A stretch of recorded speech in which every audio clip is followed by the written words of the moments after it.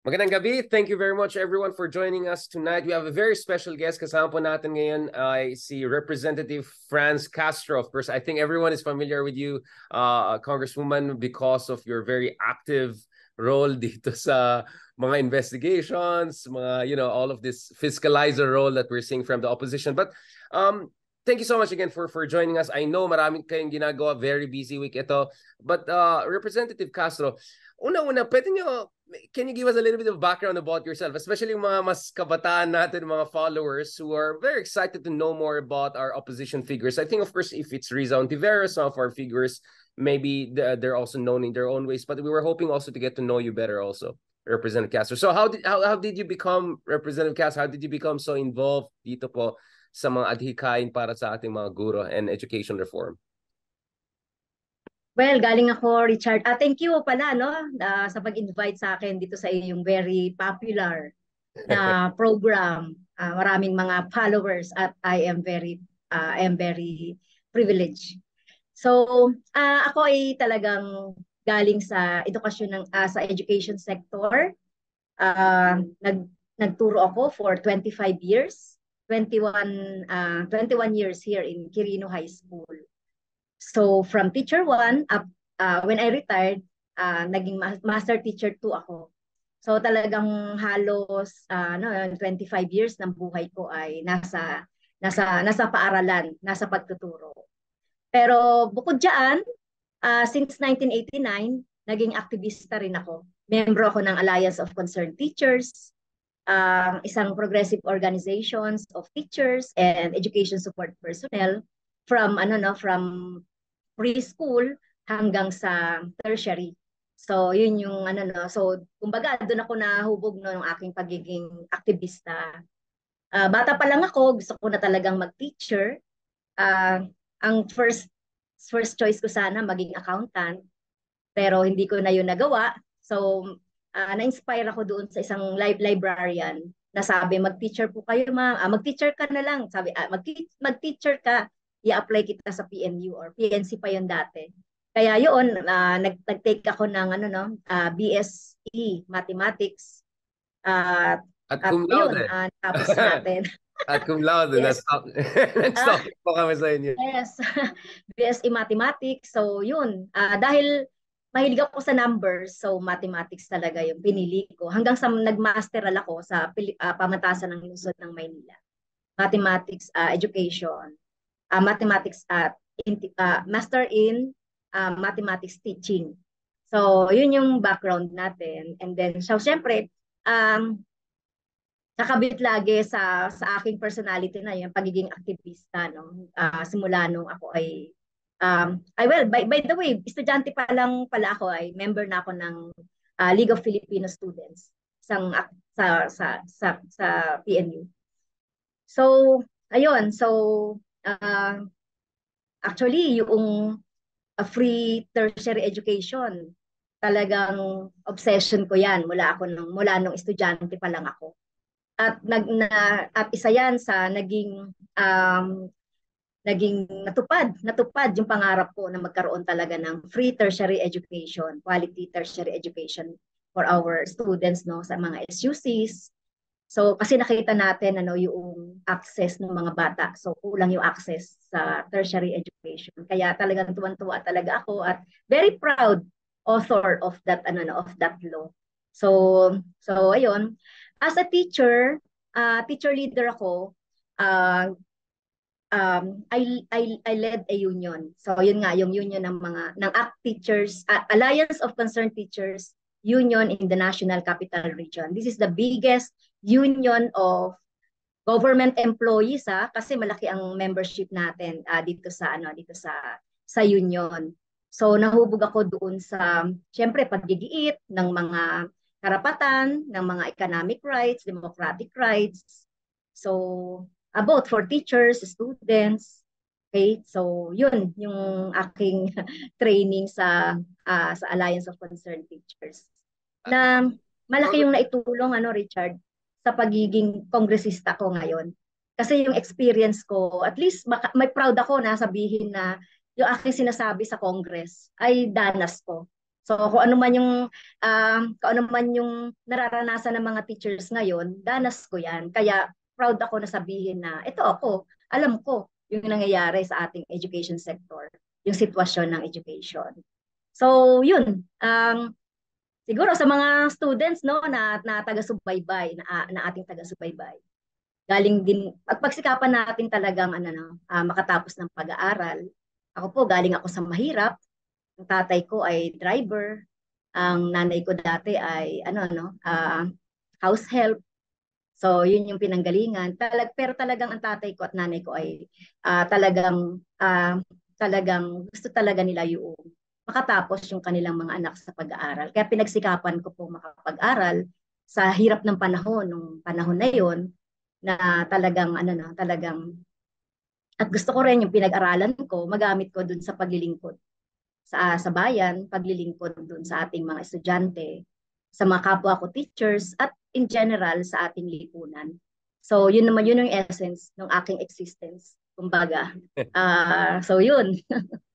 Thank you So very much. kaya ang ating mga estudyante, mga youth ngayon, pagsikapan natin, kahit na mahirap ang buhay ngayon, kailangan nating pagsikapang makapagtapos dahil ito lang talaga yung ating sandata para doon sa success.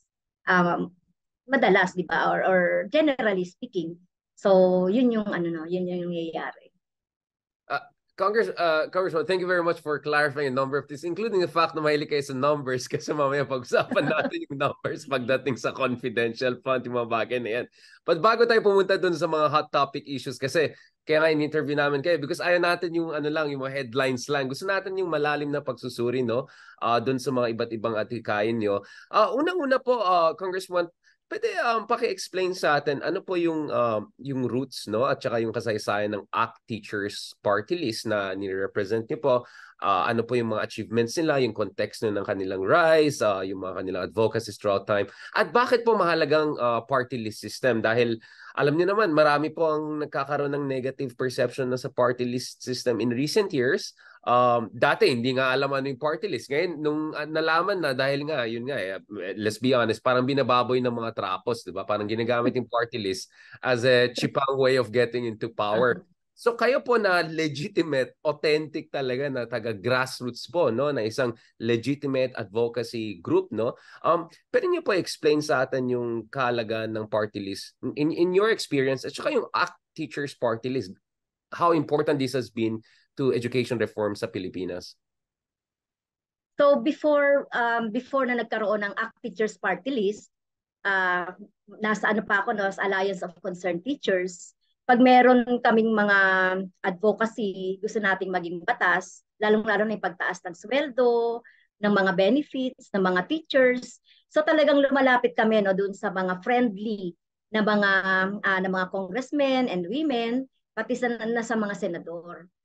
Kaya naisip namin na ng National Council ng Alliance of Concerned Teachers na magbuo ng talagang boses ng mga guro ng education sector sa Kongreso. So binuo natin yung ACT Teachers Party List noong 2010. So doon nagsimula ang ACT Teachers Party List, no, na gusto natin talaga na maririnig ang boses ng mga guro at ng education sector sa Kongreso. At yun nga sa suporta ng ating mga constituents, lalong-lalo na yung mga teachers, yung pamilya nila, nanalo ang ACT Teachers Party List ng 1 seat noong simula noong 2010.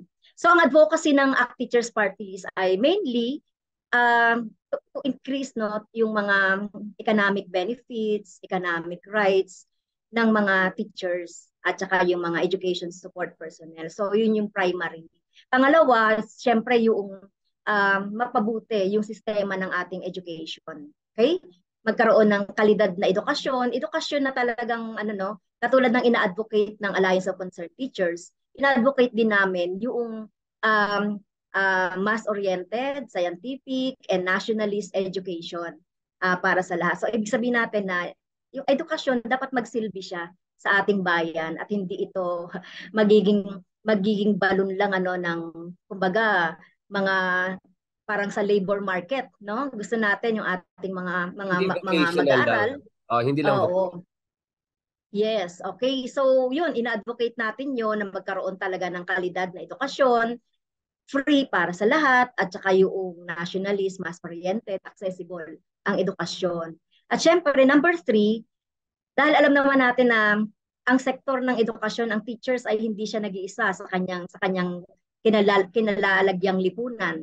Diba? So, yung mga advocacies din ng mga marginalized sector, like yung mga magsasaka, yung mga manggagawa, yung mga urban poor, basta yung mga marginalized, ay dinadala din namin. Kasi alam namin yung mga parents ng aming mga estudyante ay belongs to those sector. Kaya so, na-advocate din namin at nakikiisa kami sa mga advocacy. So, yun. Yun yung mga ilan na mahalagang objectives ng ACT Teachers Party List. Mahalaga na merong boses ang education sector sa Kongreso. Dahil for so long a time na nagmamakaawa ka lang sa mga kongresista na talagang nag-advocate lang nito pero hindi naman talaga niya ipupursige. So napansin natin although maraming mga kongresista noon na nakakausap natin na oo lang sila, o sige, gagawa namin yan ng bill, ifa-file namin yan. Pero iba talaga yung merong nandito nasa loob ng kongreso na talagang magpupush. Kasi Richard, sa 7 taong ko na nandito, ang hirap magpasa ng batas.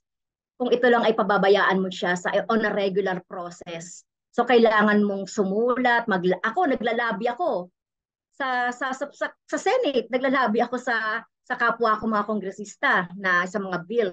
So mahalaga talaga yung Mga boss aliado na. pa kayo dyan, Congresswoman? Sino yung mga nagiging aliado niyo throughout the years doon sa, yung sa taas, sa Senado? Sa ngayon, ang mga nakakausap natin diyan ay, so syempre si Coco, si Win, Gatchalian. So yan mga si Senator Revilla. So yun yung mga nakakausap natin kasi sila yung may mga committee na nandoon yung aming mga bills. So dito naman sa Kongreso, um, although nasa minority kami, alam naman nila ang Makabayan Bloc ay talagang independent. Kahit na we belong to the minority block, yung aming mga position sa iba't ibang mga issues ay nirerespeto naman at ginagalang ng minority and even the majority and even the speaker. So ito lang maganda rito, no, even though nagkakaiba-iba kami ng mga political sa political spectrum or political beliefs, ay colleagues pa rin kami at the end of the day. So kahit na nagde-debate kami, colleagues pa rin, at may mga kami naman sa Makabayan Block, wala naman kaming mga personality. Basta kami ay issue oriented. Issue lang 'to. Maaring bati tayo sa ganitong issue, pero sa ibang issue ay magkagalit tayo. Pero wala lang 'yon, okay lang naman. Well, speaking of issue-based, not personality, of course, ang katotohanan sa ating politika is kahit ayaw nyo personalan ng ibang tao, pinipersonal kayo dahil siguro yung mga atikain nyo, medyo hindi tugma dun sa kanilang gusto. I mean, napansin ko hindi nyo minention yung mga proponents ng ROTC dyan sa Senado. Mamaya pupunta tayo dyan. Of course, Congressman, naalala ko yung party list, yung mga banners yan, nakikita ko sa QC Circle back in the day, no? Ito yung Pinoy days, no? But of course, you really have been active dito sa Kongreso since 2016. No? So more or less, ito ay nag-coincide with President Duterte and onwards. No? So to put it mildly, medyo roller coaster, no? Itong past 7-8 years of your term kasi nag-coincide ito with what many believe has been a significant erosion, no? Sa basic human rights, sa democratic institutions natin. Not that things are perfect. Obviously, ang laki ng problema natin dati. Taga-UP ako, so I'm very familiar dun sa mga kritisismo sa ating sistema. Pero talagang medyo mas lumala, no? Yung sitwasyon. And especially itong advent ng red tagging, no? Congressman, can you explain to us how does it feel? Gaano kahirap maging hindi lang isang minority pushing for progressive values, but especially sa panahon ng red tagging at saka authoritarian consolidation. Can you tell us a little bit about your experience? And also of course, unfortunately, meron din tayong misogyny, patriarchy, and all of that. Bilang isang woman leader na from minority progressive background, how difficult it has been over the past 6-7 years? At ano yung nagbibigay ng lakas at conviction sa inyo? Well, malaki talaga yung ano no, for the last since 2016 na-involve ako dito sa Kongreso. So doon na talaga lumakas, Richard, no, yung campaign ng red tagging against us. Pero sinasabi naman namin na matagal naman na talagang nire-red tag ang Alliance of Concerned Teachers. Pati na ngayon yung ACT Teachers Party List ay nare-red tag na. So, mahirap kasi ano yun, threat talaga yon sa amin, sa aming security. Ah, pinangang, pan, Sino bang hindi natatakot? Natatakot din ako, no? Sa dami ng mga aktivistang napapatay, sa dami ng mga aktivistang fina-filean ng mga Trump up cases. By the way, biktima rin pala ako ng mga Trump up cases. So, mamaya na yan. So, talagang threat sa amin talaga itong ano no, itong red tagging na ito. Kaya nga talagang pero ang nagbibigay sa amin ng lakas ano, yung pagiging reasonableness namin, yung mga ina-advocate namin ay alam namin ito ay galing talaga sa masa at galing talaga sa kanila. At yun na lang ano yung nagbibigay sa amin ng motibasyon na tingin natin yung mga isinusulong natin ay makakatulong doon sa ating mga mamamayan at inaaprubahan niya. At alam mo nga, Richard, pati nga yung mga like yung mga issues, nire-red tag din ha. Yung mga sinasabi namin pagtaas ng sweldo, benepisyo, pagtaas ng against sa kontraktualisasyon, ginagamit lang daw namin yun ng mga issues. So hindi pa wala pa kami sa Kongreso, may mga ganun na advocacy na ang Alliance of Concerned Teachers. Kaya talagang medyo mahirap no na ma-red tag kasi threatened 'yon. Pero at the same time, challenge din sa atin. Challenge din sa amin itong mga red tagging na ito. At ganun talaga kahirap. At yung trabaho namin dito sa Kongreso ay talagang ano no, talagang ako kaiba to sa trabaho ko as teacher.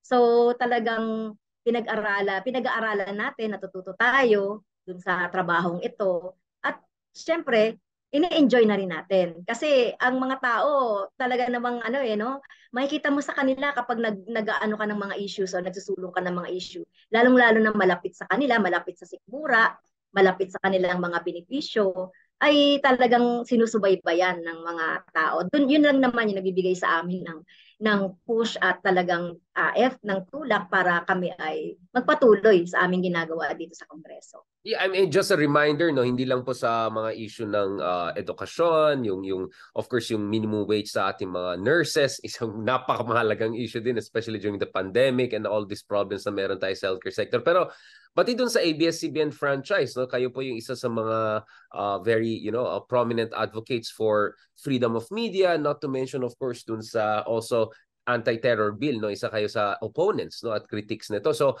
ang daming mga nangyaring mga malalaking bagay. Pero ano po yung mga proudest and most difficult moments nyo nung panahon ni Digong bago natin pag-usapan nitong kasalukuyan na administration which of course is also presenting, I'm sure, new challenges and opportunities for you folks? Well, sa panahon ni Digong, to tell you frankly, Richard, as a teacher, no, at as bagong kongresista, sa panahon ni Digong, syempre kahit papaano na-threatened ako at medyo natakot ako. Sabi kong gano'n ako, 3 taon ako kay Duterte. Nakita natin kung ano siya, no? Kaya talagang um, um, tingin natin noon magkakaroon talaga ng problema. Pero nalagpasan natin for 6 years itong Duterte administration. So yun yung biggest na achievement natin na nakatayo pa rin tayo dito despite yung vilification, red tagging, hindi pa rin kami nawala dito sa Kongreso at nakasurvive ng may representasyon. So yun yung isang greatest achievement namin dito. At syempre yung mga legislative agenda sa panahon ni Digong. Halimbawa, yung tertiary education. So in fairness, naisulong natin ito Educate. sa panahon ni Digong. Talagang proud tayo dito na naisabatas ito. Itong mga salary increases kahit na mababa o kahit na kakarampot yung mga salary increases ay talagang inaisulong din natin. Akala talaga natin ay hindi talaga magkakaroon ng salary increase sa panahon ni Digong. Kasi ang priority niya nga, di ba, mga pulis, mga sundalo. Pero bago matapos yung 2020 ay ano tayo, no, naisulong talaga natin dahil sa continuous na campaign natin para sa pagtaas ng sweldo ng mga government employees. So, yun, pangalawa, ito pangatlo yung yung iba pang mga bill, mga maliliit lang ito, like yung for example, yung mga dagdag na mga items, yung mga dagdag sa mga budget, dagdag na allowance sa mga teachers. So, yun yung naisulong natin sa panahon ni Digong. Bago tayo pumunta sa kasalukuyan ng administrasyon, Congressman, may tanong lang ako. Di ba sa una at least may mga sinyales galing kay Pangulong Duterte na mas progressive daw siya, self-described socialist siya, at least rhetorically open daw siya sa free education. I mean, in fairness naman, I think issues like Bangsamoro, mga ganun, mas progressive at least yung rhetoric ni Pangulong Duterte. But obviously, alam natin later on talaga nagkaroon ng fallout with more progressive groups. Paano niyo navigate yan? Or meron bang mga siguro underappreciated aspects to the very problematic years pa rin ni Digong? I mean, bilang isang progresibo, di ba? I mean, kakaiba si Digong eh. I mean, he was not your typical reformist, liberal, you know? Minsan medyo mas bukas siya sa mga outside the box na even progressive ideas. At least rhetorically. At may mga ibang progressives din na pumasok sa kanyang administration, at least in the first year. No, alam natin of course what happened later on. Gusto ko lang maintindihan, Congressman Castro, how did you navigate or ano yung basa niya doon sa ganitong ups and downs na nangyari noong panahon ni Digong? Well, sa simula, nakita natin na, pero sa umpisa, no, by the way, hindi ako bumoto kay Digong. hindi, hindi kami Just bumoto to be kay clear, yeah. Duterte. Oo, hindi kami bumoto kay Duterte, no. Pero on the first year, so nakita naman natin yung pagiging progressive niya eh. Nakita natin sa Mindanao kung paano yung kanyang relationship dun sa mga progressive organization sa Mindanao. So tingin natin naging ano yun eh, naging sukatan din yun. Doon sa tingin natin ay ano no, tingin natin ay magiging okay to na presidente. Or may So openness, yeah, yeah. oo, so yung turning point doon Richard, parang 1 year lang. Nakita na natin yung halimbawa yung mga pananaw niya doon sa peace talks, pananaw niya doon sa contractualization, sa pagtaas ng sweldo, na talagang parang fake at mukhang nabudol lang. Nabudol kami. At yun yung first year na turning point natin na hindi ito talaga yung ano, hanggang sa talagang naging worsen na yung mga ginagawa niya, naipasa niya yung terror law, talagang yung ating yung issue on contractualization, sabi niya mawawala na raw yung contractualization in 6 months. So mukhang umasa din doon yung mga manggagawa. So yung mga ganun ba? So yun naman yung nakita natin na ano. So binigyan pa natin siya ng kumbaga honeymoon period na one Yun nga year. eh. Oo. At Oo. naalala ko, Congressman Castro, di ba dun sa isang SONA niya, I think it was 2018, no, nung pinuntahan pa niya yung mga aktivista, di Yes. ba, na Yes. hinamon niya, akala niyo, like, yun nga, iba siya, di ba? Wala akong ibang nakitang presidente na gano'n. Usually, yung mga usual politicians natin, hindi ko kausapin mga aktivista. Pero si Digong parang may gusto pa siya ng patunayan. Na hindi ako totoong progressive ako. So, saan galing yun sa tingin niyo? Is it because confused siya? It is because of populist antics niya? What's going on there? Or So na ano, tama yun ano? nanalo yung mga technocrats at new liberal doon sa kanyang administration. Ano ba yung basa niyo dyan? Of course, may sarili akong reading dyan, pero gusto ko So marinig sa'yo. tingin natin ano, gusto niya talagang ipakita na popular siya, 'di ba? Doon sa masa. So marami sa kanya talagang bumoto ay mga masa.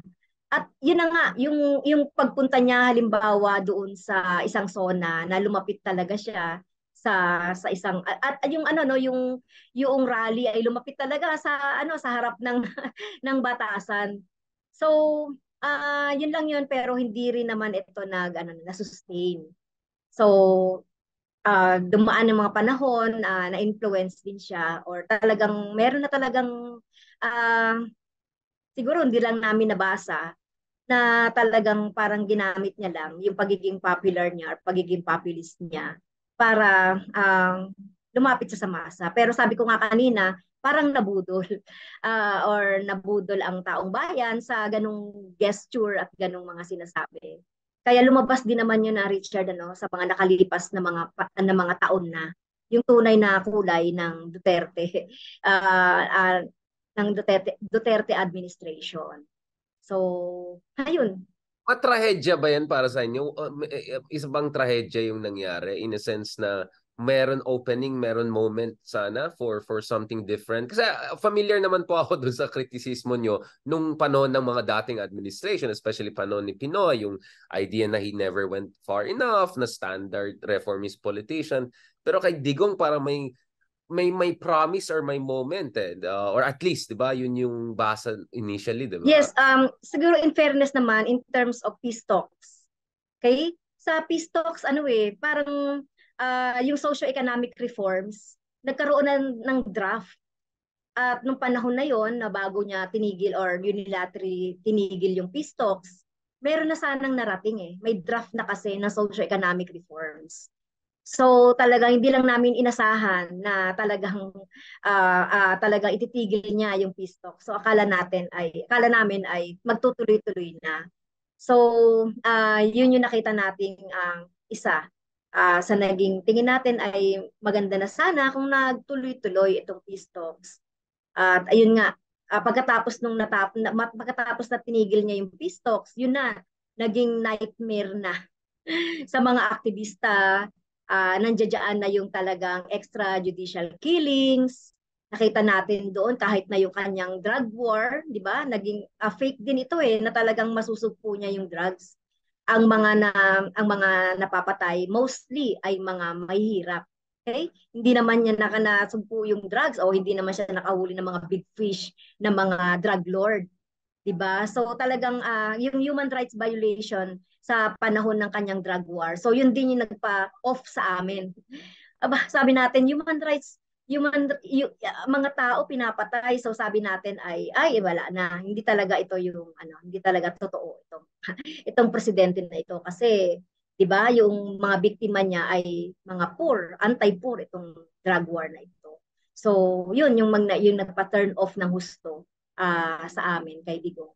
Yun na yung fallout, no? Total fallout. Kasi Mm-mm. tinatanong ko yan, Congresswoman, is dahil, I mean, ito po yung usually criticism na narinig natin about yung ating mga progressive groups, including Makabayan Bloc, kasi parang sinasabi nung sa first year, hindi ko may ganito, ganyan. Kaya parati kong tinatanong kung may mga na-interview tayo, si Teddy Casino in the past at kayo, ano po yung konteksto ng nangyari para magkaroon ng clarity dito, di ba? Para hindi magkaroon ng speculations and all sorts of different interpretations na siguro hindi to. Well, yung kanyang halimbawa yung mga appointments niya at the start, no, mga progressive si Si Kapae, Dar. Professor Judy. So syempre kami naman wala namang kaming doon wala naman din kaming kinalaman doon dahil mga organizations yun yung sa kanila no nag-recommend sa kanila. Tingin Isang natin bulak po ay kayo. Ano yun? hindi rin Kahit naman isang bulak siguro. kayo. Yeah, hindi rin naman siguro yun recommended ng NDF, di ba? So tingin ko hindi yun recommended. Talagang naging lang talaga siya based dun sa mga qualifications nila kung bakit ay na-promote sila or na-appoint sila. Pero hindi rin yung nagtagal kasi hindi rin natagalan Hindi rin naman natagalan ng mga progressive appointees niya na napunta doon kasi yung mga policy na naglabasan na doon yung mga policy na hindi talagang katanggap-tanggap. So yun naman yung mga nangyari. Now, transition po tayo sa kasalukuyan ng administration. Of course, may dalawang aspeto yan, to put it simply. Sa isang banda, meron kang Marcos Jr., no? Bilang presidente natin, and obviously may sarili yan connotations. But meron pa rin tayong isa pang Duterte, in this case, Vice President Sara Duterte. Now, of course, kayo po yung perfect na sigurong kausapin dito because yung portfolio po ni Vice President Sara Duterte ay Department of Education.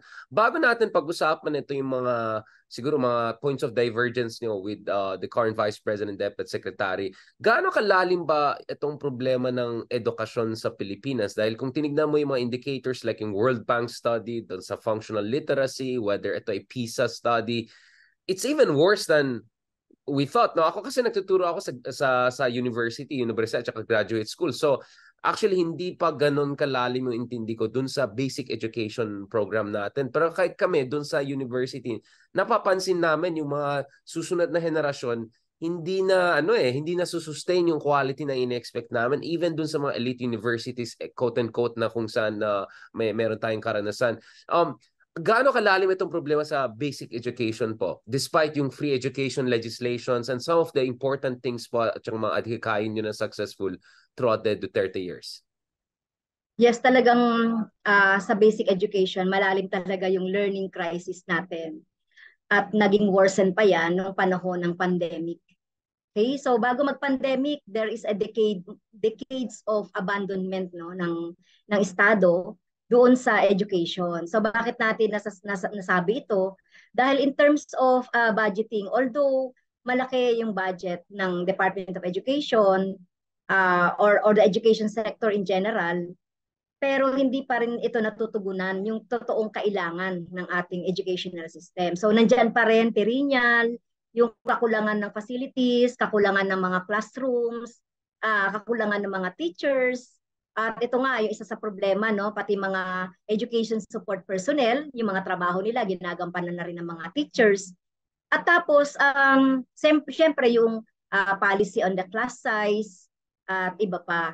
So, nagbubunga ito talaga ng deterioration ng kalidad ng education natin sa basic education. Pangalawa, isang factor pa ay yung curriculum. Okay? So, bagamat wala tayong talagang static na curriculum, so nagbabago-bago yan. Pero through the years, wala talagang tunay na evaluation ng iba't ibang mga curriculum. Kung sino lang yung pwedeng magpondo, ito yung gusto nila na klase ng curriculum. Like ngayon, yung curriculum na ito, 'di ba? Maraming mga foreign loans tungkol dito sa ating education. Kaya kung sino lang ay yun na yung mga sinusunod. At talagang yung neoliberal policy sa education na commercialized at elitist ay nananatili yung sa curriculum natin na talagang na kami ang talagang paninindigan natin ay ang ating curriculum ay nagsisilbi lang doon sa market Merkado, market no? driven, labor market driven na curriculum na kung saan magsisilbi lang tayo sa ibang bansa na naging ganun yung orientation konting marunong ka lang sa mga skills, mathematics, marunong ka lang mag-English, marunong ka lang ng mga ilang skills, pwede ka na magtrabaho abroad. So parang ganun yung naging orientation ng education natin. At tapos naging napabayaan yung mga basics. Kaya may study nga, 'di ba? 9 out of 10 na mga 10-year-old na mga bata ay talagang hindi marunong mag-comprehend, hindi marunong magbasa. So nakakaano 'yon. Yeah. Nakakadismaya 'yon. So ganun kalalim dahil nga doon sa mga pinabayaan napabayaan talaga na mga basic inputs na kailangan ng education. So ganun kalalim kaya dapat after the pandemic, nag-expect talaga tayo ng isang education secretary na talagang maalam sa education sector at maalam talaga na talagang magkakaroon ng learning recovery. So kaso lang dismayado kami sa bahagi ng mga teachers, sa bahagi ng education sector na may ganitong secretary na siya naman umamin, di ba, na talagang hindi naman siya talaga wala siyang background sa education. So gusto sana talaga natin na magkaroon talaga ng talagang secretary na tutugon dito sa learning crisis. Kasi pag walang ganon, magpapatong-patong yung problema natin. So hindi ma-resolve talaga. May hirapan sa college, di ba? Kayo na nagtuturo sa kolehiyo, yung mga basics na dapat na alam sana ng mga bata after ng graduation ng basic education ay kulang. So, yun yung nagiging problema natin. Congresswoman, balikan natin ito issue nito kasi di ba meron tayong K-12 reform? I mean, yung past two DepEd secretaries natin, si Brother Armin, of course, kasama po namin yan nung nasa Lasal ako. And then of course, yung sumunod from UP naman. I mean, hindi ba dapat medyo magaling-galing naman yung mga dati natin education secretaries na may background sa education? Bakit po ganun kalalim pa rin yung problema? Was there a problem dun sa reforma or kapos lang, we just need more, or talagang mali yung direction ng mga reforma na ginawa natin over the past decade? Well, sa umpisa, no, kami sinasabi natin yung direction pa rin ng ating educational system. So doon kasi nagsisimula eh. So Market-driven, neoliberal. oo. So doon nagsisimula talaga eh, no, kung saan yung direksyon ng ating educational system.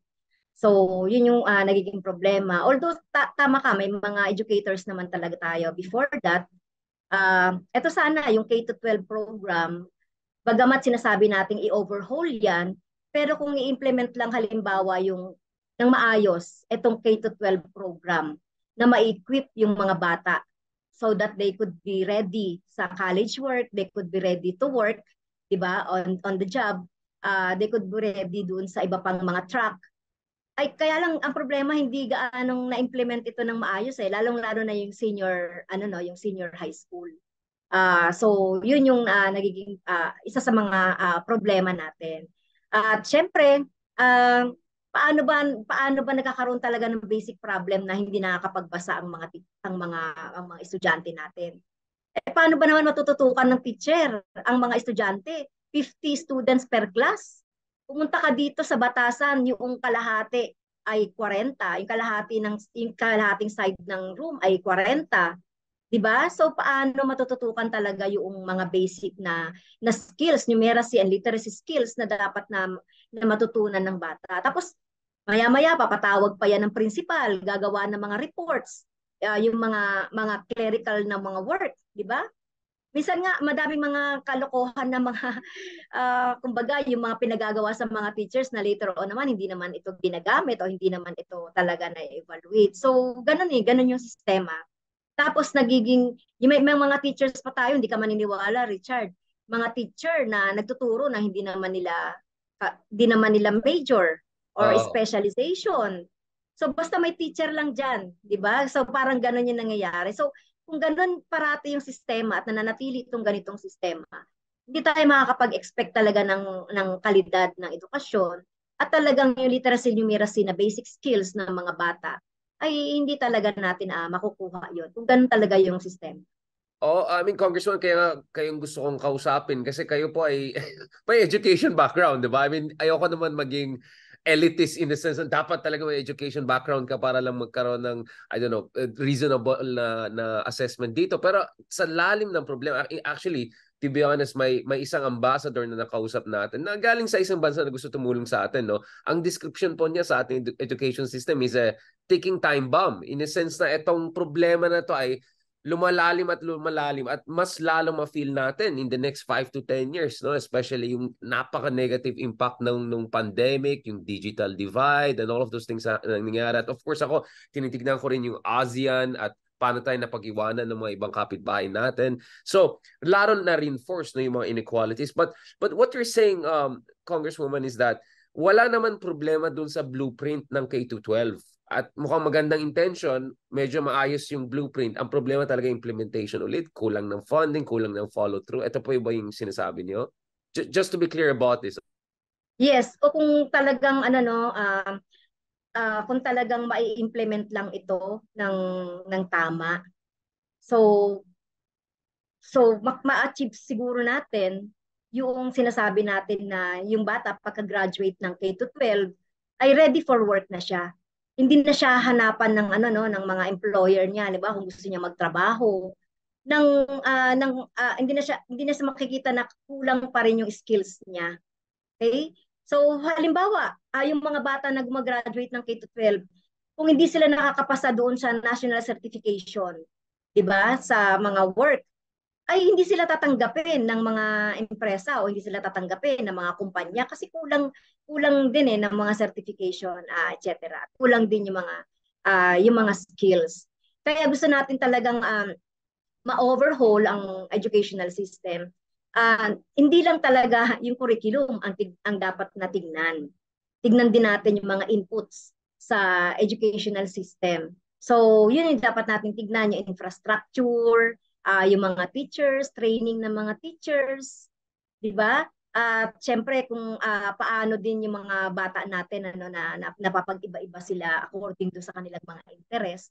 So, yung mga ganun ano Mga na mga lingwahe, no? Yung vernacular, especially dun sa pagturo ng math and science. Kayo po kasi mathematics and anong background nyo, no? Ano po yung stance nyo doon? Dapat ba vernacular yung pagturo ng mga science at mathematics? Kasi minsan naging doble yung challenge, eh. Yung English pa, tapos yung math pa niya, di ba? So, doble yung pressure sa bata. Ano po yung basa nyo dyan bilang isang, well, totoong eksperto sa larangan na well, edukasyon? Pasensya na, kami ay yes, advocate kami ng mother tongue. So, kailangan nating gamitin yung ating, yung first language, yung tinatawag nating L1, yung first language ng mga bata, lalong-lalo na dun sa first, ano no, sa first 3 years nila sa pag-aaral. So, kailangan nating gamitin yung kanilang, kumbaga yung kanilang ginagamit na sa communication, sa bahay, sa komunidad. Tingin natin maraming mga study na tumutungkol sa success ng mga ganyan. Alam ba katulad ng ibang mga nations, yung yung Japan, South Korea, Thailand, ginagamit talaga nila, 'di ba, yung language nila doon sa mathematics, sa lahat ng mga subject nila. So kahit nga yung Chinese talagang ginagamit nila yung kanilang yung kanilang mother tongue. So yun naman yung gusto din nag-number natin. 8, di ba? I mean, yung Vietnam, nag-number 8 Kahit na yung sila. mga Oo. number. Oh, Oo. ang galing ng Vietnam din eh. Now, papunta na tayo sa last part ng ating interview pero ito na yung exciting part na of course I'm sure mas familiar. Oh, now, pag-usapan na natin yung kasalukuyan ng DepEd. So, sa isang banda, meron tayong itong mga proposals ng, I don't know, mga Senator Bato del Rosa, Robin na ROTC yung kailangan natin. Kulang tayo sa disiplina, yun ang kailangan daw natin. Ano, bilang isang person with education background, no? Ano po yung assessment niya sa ganitong mga proposals na ROTC lang yan, maayos na natin yan. Ano po yun? Walang ano yan, walang basis yan na kung nag-ROTC ka, ay magiging disiplinado ka, gumagalang ka sa human rights. Nakita naman natin, di ba? Sa mga pulis na ngayon, mga militar, mga nag-ROTC yan. Pero naging ano ba? Yung ba yung na-expect natin nagkaroon pa rin talaga ng ng mga human rights violation. Especially noong bago talagang uh, gawing voluntary na lang itong ROTC. So talamak yung talamak yung korupsyon, talamak yung mga human rights violations against dun sa ating mga kabataan. Kaya talagang kami ay tutol na ibalik itong mandatory ROTC dahil hindi naman ito yung sagot para madisiplina ang mga bata. Hindi rin naman ito sagot para maging patriotic ang bata, para maging nationalista ang bata. Hindi naman ako, hindi naman ako nag-ROTC pero nationalista ako or patriotic ako, 'di ba? Para Marami po marami tayo. diyan. Oh, lahat tayo, 'di ba? Hindi naman mga marami man naman hindi nag-ROTC. So NSTP hindi lang yun yung kami. sagot. So hindi yun yung hindi yun yung sagot.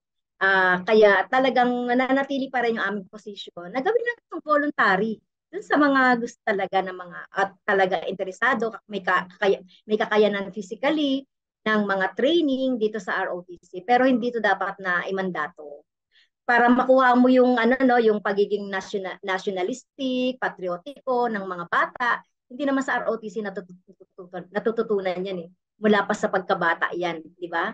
At nakikita nila yan sa paligid, nakikita nila yan sa history, nakikita nila yan sa mga napapag-aralan nila sa values, Value etc. system talaga yan. Oo. Value system. Oh, I mean, Congressman, I mean, obviously, mention ko yan kasi hindi ko talaga alam saan galing. Ito ba yung dahil militaristic yung mindset or may pagkakulang sa pag-intindi sa modern education? I mean, may narinig pa tayo na isang senador na nagsabi, priorities niyan, padalhin niyan sa West Command. I mean, yung mga ganyan proposals na parang hindi mo alam, matatawa ka or iyak ka na lang, di ba? Oo. Sa tingin nyo, saan ba galing ito? Ito ba dahil sa isang militaristic mindset or talagang yung hindi sapat yung appreciation dun sa siyensya ng edukasyon kasi pinag-aaralan po yung education. It's a field in itself, no? Dapat evidence-based, dapat best practices around the world. Pwede nyo shed light on. Yes, oo. Tama ka, no? Kapag ang namuno sa isang ahensya ng Department of Education, halimbawa, militaristic mind at wala talagang training dun sa education, kung paano ba yung psychology ng mga bata, paano ba yung psychology ng mga teachers, at paano ba yung mga psychology ng pagkatuto ng mga bata, ay talagang parang out of the blue ano ka na lang sasuggest ka na lang na talagang ito yung ROTC na ito, yung peace education, binabanggit din yan, pero ano bang context ng peace education, yung dapat na ituro sa ating mga kabataan, so hindi natin din maintindihan, no? Kailangan, hindi naman natin minamaliit, no, yung si Vice President bilang hindi naman educator. Pero kung talagang naka deep-rooted ka talaga sa education. So malalaman mo talaga na hindi ka magsasabi basta-basta ng walang scientific basis at mga pag-aaral ng mga suggestion mo. So yun naman din ang masasabi ko diyan. At ang huling tanong, of course, ito yung lalong nagpasikat sa inyo over the past few weeks and all, kasama kayo ni Ma'am Risa, no?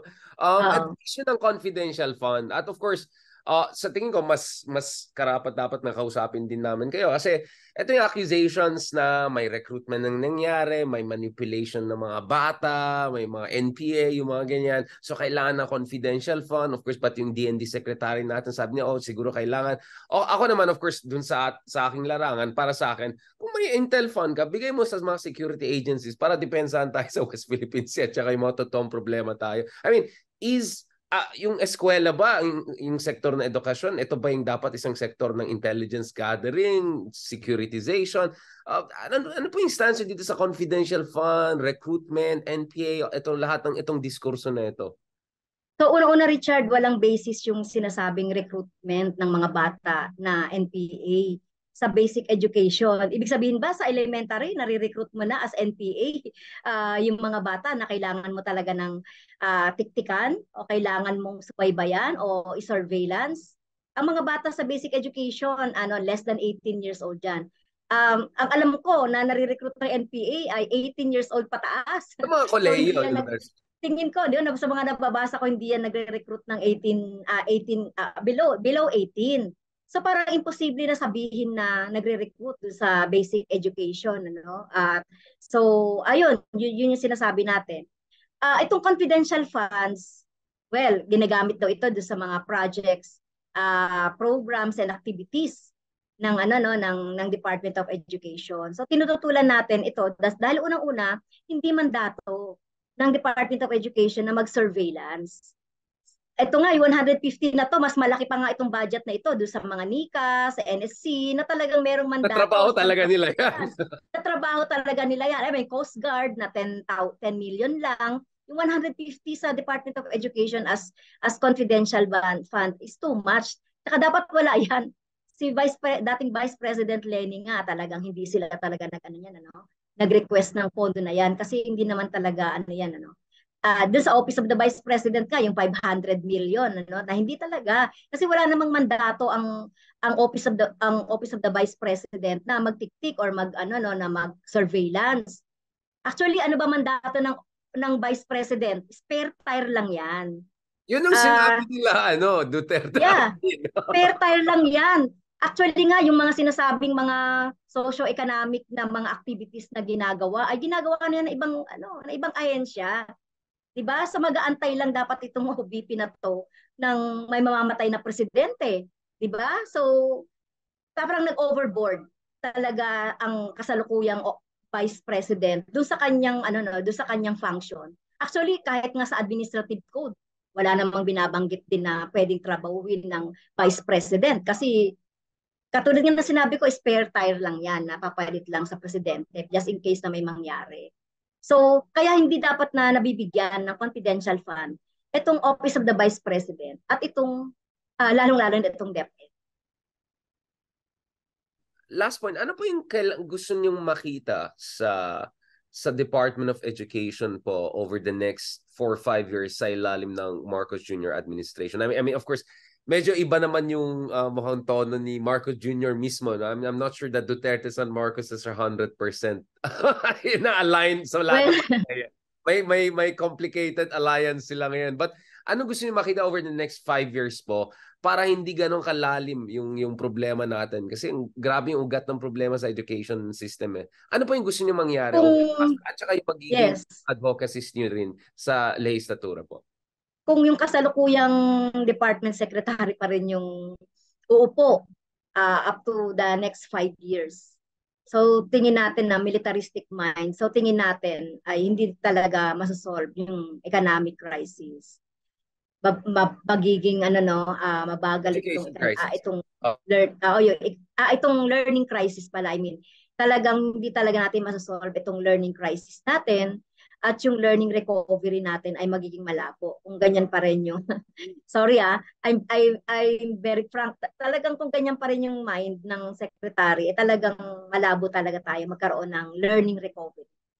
So yun, at kami patuloy pa rin naman kami sa ACT Teachers Party List na i-advocate yung talagang yung katulad na sinasabi ko kanina, yung advocacy namin sa education, pati na yung advocacy natin para sa mga teachers and education support personnel, talagang mag-engage pa rin. Tuloy pa rin kami sa pag-engage at pakikipaglaban doon sa tingin natin makakabuti doon sa ating education sector. At sa tingin niyo, Congresswoman, nagkakaroon ba kayo ng suporta? I know medyo maliit yung numero ng mga opposition dyan sa legislatura. Pero I think maraming itong mga adhikain nyo ay nagre-resonate, no? Especially pati yung mga kritisismo doon sa mga kulang sa sistema, sa administration.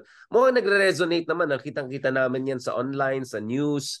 Maraming mga kababayan natin ay medyo sangayon, no? Doon sa mga adhikain nyo, doon sa mga kritisismo nyo. Are you feeling na lumalaki yung suporta or siguro may maasahan kayong suporta doon sa mga hindi naman opposition pero medyo independent-minded, whether sa Senado, sa Kongreso? May mga realignments pa kayo nakikita dyan in the good direction sana in terms of education reform? Well, sa ngayon naman, in fairness naman dito sa ating mga kasamahan dito sa Kongreso, talaga naman yung in terms of mga benefits, yung ating mga ina-advocate tungkol sa mga teachers, government employees, kahit na sa mga nurses, talagang suporta naman. So sila, at kahit din naman halimbawa, ito nga katulad niyan, yung tungkol doon sa proposal namin, natanggalin din ang VAT, tanggalin ang excise tax muna sa langis dahil nga talagang continuous talaga yung pagtaas ng ng langis, na presyo ng produktong langis. Ay ito, narinig natin ang leadership na tinitake nila yung aming ilang mga suggestion. So, ganun talaga dito, no? Kailangan mo talaga, Richard, na ipaglaban. Talaga kailangan mo talaga ng na igiit yung mga makabuluhang reforma na kahit na maliit ang boses namin, nilalakasan na lang namin yung boses namin para marinig din ng mga tao dahil alam natin ang lakas ay nagsisimula sa sama-samang pagkilos ng ating mga mamamayan. Maliit lang yung boses namin sa Kongreso. Pero kapag narinig ito ng masa, narinig ito ng mga sambayanan, ng ating mga mamamayan, sila yung magpupush para magkaroon ng makabuluhang reforma or pagbabago sa ating lipunan. On that note, maraming salamat, Congresswoman Castro. Katulad ng pangako natin, tapusin natin ito before 8 p.m. kasi alam ko may mga meetings pa kayo. Busy kayo sa budget deliberations and all. And not to mention, of course, sabi natin, ayaw rin natin na purong mga hot topics or political personal issues. Talaga gusto natin sana pag-usapan ano talaga yung problema sa sistema na edukasyon natin at sa aming palagay, kayo po isa sa mga best persons to talk to dahil sa inyong atikain, sa inyong karanasan dito sa sector niyan. Maraming salamat, Congressman. I hope we can catch up in the near future. Hopefully on more positive note, no? Sana may mga mas magagandang mga developments, whoever is the Secretary of DepEd or whatever. Yeah. Thank you, Prof. Richard. Salamat Bye-bye. po. God bless. Mabuhay po.